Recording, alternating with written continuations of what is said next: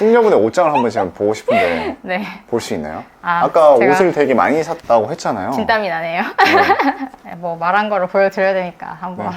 이렇게 많습니다. 와, 여기 위엔 셔츠고 밑에가 바지 겸 한데? 엄마께서 사주신 옷이 네. 위아래 다 90% 정도는 되는 것 같고요. 아, 어머니께서 다 사주신 거예요? 네, 저희 엄마가 항상 너는 왜 이렇게 꾸밀 줄을 모르냐고 네. 하면서 많은 것들을 사주셨거든요. 아, 어머니께서 그래도 꾸미시는 걸 좋아하시나 보네요. 네, 저는 외동딸이어가지고 네. 어렸을 때부터 엄마가 되게 많이 꾸며주셨어요. 근데 저는 이제 그게 귀찮았던 거죠. 아. 그러다 보니까 또 이제 더 옷에 신경을 안 쓰게 된 것도 있고, 근데 엄마는 막 애가 타 하시는 거죠. 아니 내가 이렇게까지 꾸며줬는데 왜 이렇게 쟤는 항상 저렇게 대충 하고 다니지? 이렇게 생각을 하셨던 것 같아요. 옷장을 열어보면 사람들이 다 그런 말을 해요. 이렇게 옷이 많은데 네. 입을 옷이 없어라고 하잖아요. 네. 그런 말 한 번쯤 들어보셨죠? 그쵸. 그런 말에 대해서는 어떻게 생각을 하세요? 상당히 공감하는 부분인데 좀 네. 생각 없이 사서 그런 것도 있는 것 같고요. 네. 아까 말씀드렸듯이 뭔가 패션 독립을 하고 싶었어요. 그러니까 엄마가 사준 옷 그런 단정하고 뭔가 화려하고 예쁜 옷 말고 진짜 나에게 어울리는 게 뭐지? 나의 이미지를 잘 보여주는 게 뭐지?를 찾고 싶어서 좀 공부를 해서 나름대로 산 거예요. 근데 당연히 실패작들도 여기 많고 하다 보니까 이렇게 옷이 많아졌는데 입을 옷이 없을 수 있습니다. 그렇다고 공감을 하고, 왜냐면 그냥 막 사잖아요, 보통은. 그렇죠. 저도 약간 그런 경우가 많거든요. 나중에 이거 입겠지 하고 샀는데 정작 입을 일이 없더라고요. 네. 그래서 많이 후회를 하는데 네.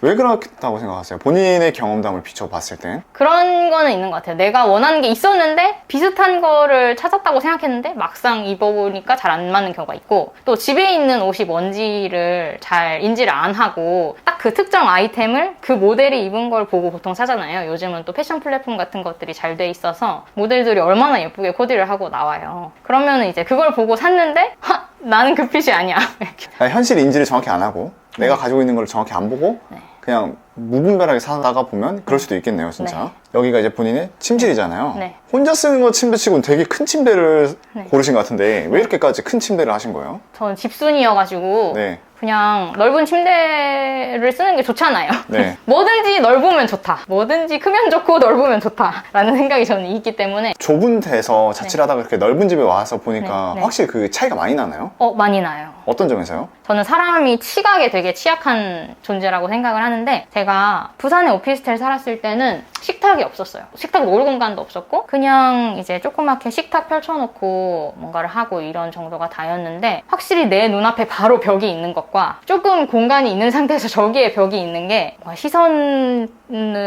살짝 여유 있게 해주는? 그리고 그와 동시에 뭔가 마음의 여유가 있는 것 같아요. 넓으면 넓을수록 당연히 월세가 비싸지잖아요. 한 맞습니다. 10만 원, 15만 원 더 비싸집니다. 네. 그럼 10만 원에서 15만 원 더 주고 가는 게 나을까? 아니면 10에서 15만 원 더 아끼는 게 나을까? 사회초년생으로서 뭐가 나았다고 보세요?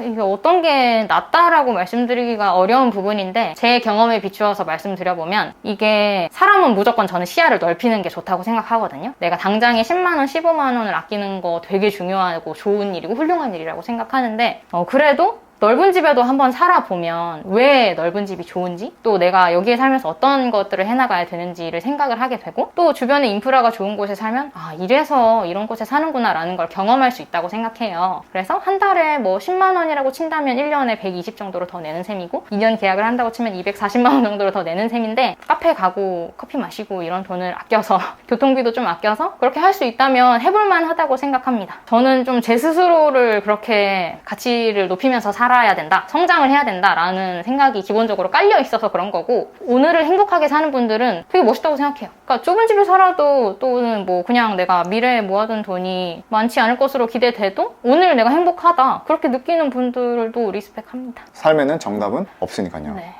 지금 본인은 이제 본인 나름대로 삶을 살기 위해서 열심히 살고 있잖아요. 그래서 혹시 본인은 행복하시나요? 네, 저는 행복하고 제가 아직까지 완성된 존재가 아니라고 생각하는데, 거기를 향해서 달려가고 있다는 사실만으로도 굉장히 기쁘고, 제가 늘 주어진 것들을 열심히 해왔다고 말씀드렸잖아요. 주어지지 않은 것들을 하나씩 해나가고 어려움을 극복해 나가는 그 자체로도 충분히 재밌게 살고 있는 것 같습니다. 행복이란 그럼 뭐라고 생각해요? 행복이요? 진짜 너무 어려운데, 그냥 불행하다는 생각이 들지 않으면 행복한 것 같아요. 오... 특이한 게 네. 여기를 보면 베란다가 있어요. 네, 여기가 또 되게 좋은 것 중에 하나인데, 네. 이게 오래된 빌라라서 그런지 여기 이렇게 넓은 발코니가 있어요. 이야, 대박이다. 그래서 빨래도 여기 따로 말리고, 네. 쓰레기도 원래 부산에서 살 때는 네. 그냥 현관 앞에 냅두고 이렇게 했었는데, 이렇게 딱 분리가 된 공간에 쓰레기를 버리고 하니까 진짜 확실히 좋은 것 같아요. 아, 이게 확실히 또 분리가 돼 있으니까 외풍도 되게 영향이 없겠네요. 네네. 와, 되게 크다. 네. 여기 본인의 그런 짐들을 여기다 두고 네. 이제 여기는 세탁기도 이렇게 있네요. 네. 오, 햇빛도 되게 잘 들어오는데요? 이게 또 되게 마음에 드는 포인트이기도 했어요. 어떤 거요? 제가 봉천역의 오피스텔이랑 자꾸 비교를 해서 죄송하지만 네. 거기에 했을 때는 창이 진짜 조그맸거든요. 네. 여기는 이렇게 통창이 이렇게 넓게 있으니까 훨씬 더 이것도 마음의 여유에 보탬이 되는 것 같아요. 아니, 이 공간만 있으니까 여기다 불필요한 짐들을 여기만 놔도 내 네. 집 공간이 되게 넓어질 것 같아요. 네.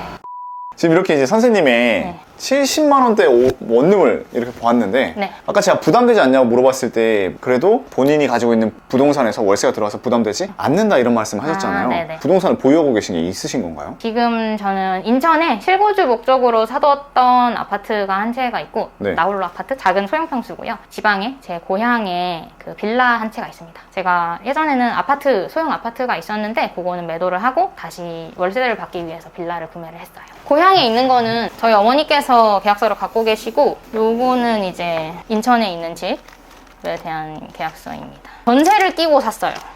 본인이 지금 가지고 있는 아파트인 건가요? 네. 인천에 집을 사셨네요. 왜 인천에 집을 사셨어요? 이게 저는 되게 재밌다고 생각하는데 네. 제가 뭔가 월급을 받아서 생활비 하고 뭐 자기개발 좀 하고 하고 싶은 거를 적당히 하면서 또 이제 원리금 상환액을 적당히 충당할 수 있는 수준이 어느 정도일까 계산을 해봤더니 2억 정도더라고요. 그래가지고 그냥 그 상한을 만들어 놓고 거기 안에서 이제 걸리는 집들을 찾아보다가 이 집이 1억 7천만 원 정도거든요. 그래서 전세를 끼고 3천만 원만 있으면 살 수 있다고 해가지고 샀습니다.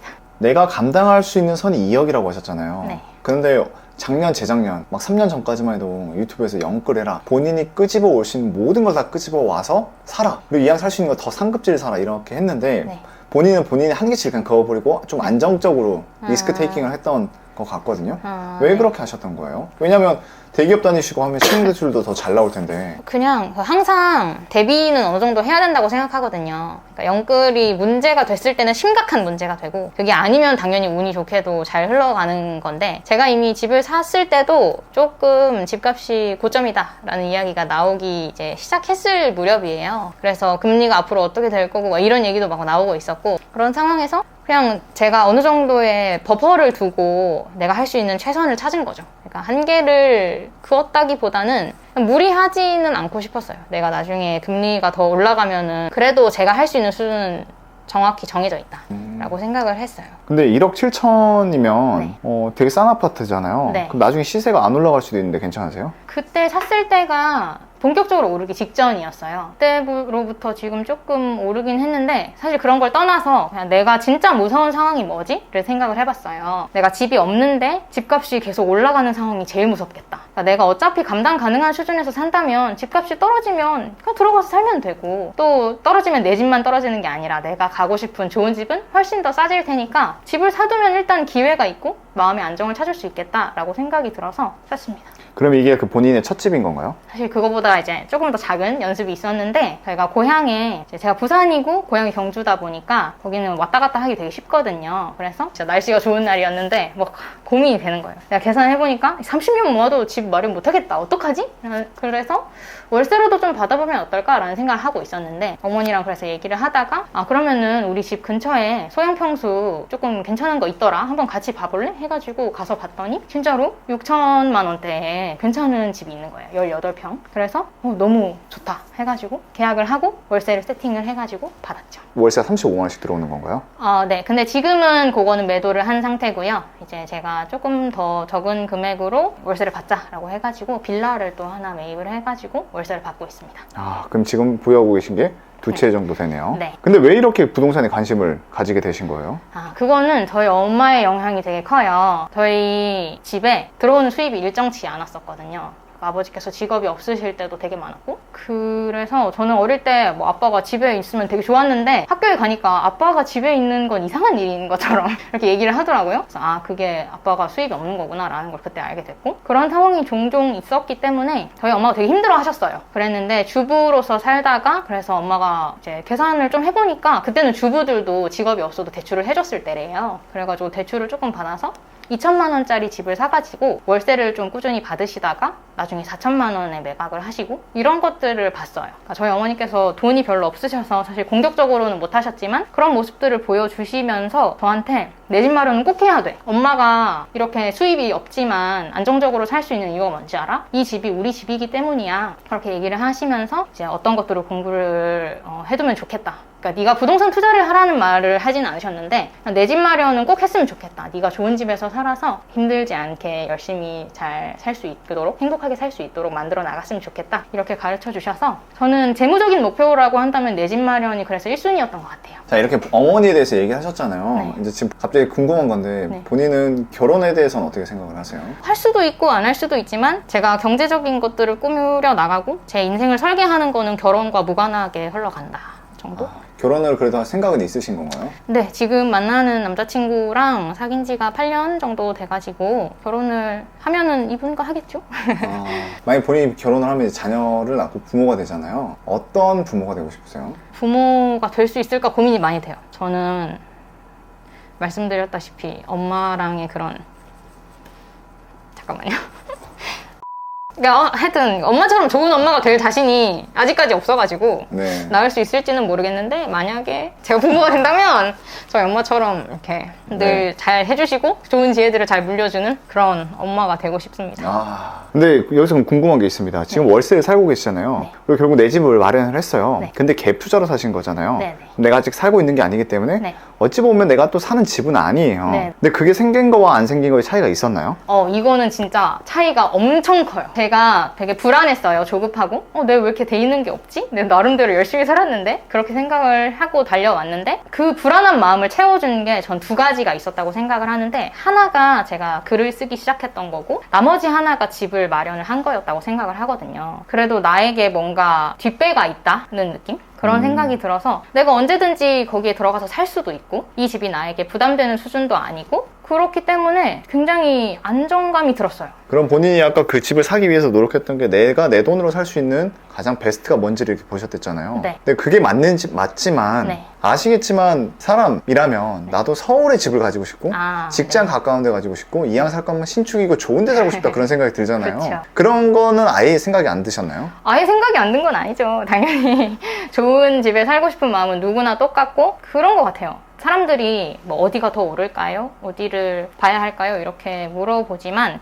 결국에 절대적인 거는 나 자신의 상황밖에 없는 것 같거든요. 그래서 내가 지금 모을 수 있는 돈이 어느 정도고 지금까지 모여있는 돈이 어느 정도인지를 계산해가지고 거기에 맞춰서 집을 산 거예요, 저도. 일단 내 수준에 맞춰서 네. 지금 내가 할 수 있는 최선의 선택을 하신 거다. 내가 할 수 있는 게 있다고 생각하고 실제로 그거를 해내고 그게 가능성이 있는 이야기였다는 걸 확인을 하니까 그때부터는 오히려 더 희망이 생기더라고요. 근데 이렇게 하나 얻으면 하나 잃는 게 있거든요. 네. 선생님은 이렇게 내 집이 이렇게 생겼잖아요. 소유자, 네. 본인 명의잖아요. 네. 근데 문제가 뭐냐면 이렇게 해버리면 내가 청약을 넣거나 생애 최초 특공 네. 이런 기회를 놓쳐버려요. 그거에 대한 두려움은 없으셨어요? 전혀요. 전혀 그런 거 없었고 왜냐면은 청약은 로또 청약이라는 말이 되게 관용어처럼 있잖아요. 그래서 저는 로또 같은 운 평생 써본 적 없기 때문에 그냥 지금 내가 할 수 있는 걸 하는 게 중요하다고 생각을 했어요. 그러니까 제가 가장 크게 깨달은 것 중에 하나는 결국에 절대적인 거는 나밖에 없다. 상황을 뭔가 아쉬워하고 그냥 운을 기다릴 수도 있지만 내가 할 수 있는 것들을 해야 한다. 이야, 정말 좋은 말씀이시네요. 근데 이게 공부 학생들한테도 네. 비슷한 네. 말인 것 같아요. 네. 제가 항상 그런 말 해주거든요. 1등 할 생각하지 말고 우선 꼴찌면 30등 할 생각하고 맞아요. 30등을 달성하면 20등 할 생각을 하고 이렇게 차근차근 올라가다 보면 어느 순간 내가 10등 안에 들어가잖아요. 근데 꼭 잘 안 되는 친구들이 한 번에 해서 내가 이번에 5등 안에 막 들어갈 거야. 그런 것도 있고 저는 입시 요강만 엄청 찾아보는 친구들이 있어요. 네. 그러니까 그런 거 되게 중요하죠. 어느 입시 요강에 내가 맞출 수 있는지 그걸 찾는 건 너무 중요하지만 결국에 내가 수능 날까지 해야 되는 건 수능 공부라고 저는 생각하거든요. 그러니까 내가 할 수 있는 거를 해야지 되는 것 같아요. 그게 1번인 것 같아요. 참 이렇게 집을 보여준다. 어디선가 나의 집, 내가 살고 있는 동네 이런 걸 오픈하는 게 참 쉽지 않았는데 네. 막상 이렇게 출연을 해보니까 네. 어떤 재밌는데요? 느낌이세요? 아, 재밌나요? 네, 제가 인생을 어떻게 살아야 될지에 대한 고민을 맨날 하거든요. 근데 결국에는 난 즐겁게 살고 싶다. 지금 즐겁게 살려면 뭘 해야 되지? 새로운 걸 해야 한다. 이런 생각이 들더라고요. 당연히 일상 속에서 소소한 행복을 찾는 것도 나에게 정신적으로 되게 중요한데 그것과 동시에 가끔씩 이렇게 생겨주는 재미난 이벤트들이 있으면 인생이 훨씬 더 뭔가 풍요로워지고 새로운 기회도 많이 생기고 그와 동시에 저의 시야도 넓혀지고 이런 것 같다라는 생각이 들어가지고 재밌습니다. 마지막으로 시청자분들께 해주고 싶은 말씀 있으세요? 사실 우리 모두가 되게 들들 볶였다고 생각하거든요. 지난 2, 3년 동안 너 왜 가만히 있어? 너 회사 다니면서 그렇게 공부하지 않는 거는 죄야. 거의 그런 식으로 이제 얘기를 하면서 부동산, 뭐 주식, 코인, 또 엔잡 뭐 이런 식으로 우리를 자꾸 이렇게 재촉하는 거예요. 너 가만히 있으면 안 돼. 그렇게 하다 보니까 줏대 없이 흔들리게 되거든요. 부동산을 해야 될지, 주식을 해야 될지, 또 코인을 해야 될지. 그렇게 이제 돌아다니다가 결국엔 아무것도 해내지 못하고 조급한 마음만 갖고 실망하고 좌절하고 이렇게 될 수가 있는데 저는 그래도 뭔가 제가 할 수 있는 것들을 찾아서 가다 보니까 그 어느샌가 그 조급한 마음이 조금은 사그라들고 이제는 내가 할 수 있는 게 뭔지 조금 알 것 같아. 내가 뭔가 해나갈 수 있을 것 같아 라는 생각이 들더라고요. 그래서 이 영상을 보시는 분들도 그런 생각을 하셨으면 좋겠어요. 너무 조급해하지 않아도 된다. 내가 할 수 있는 건 분명히 있고 작은 것부터 하나씩 해나가다 보면 우리 모두가 행복하게 살고 있지 않겠습니까?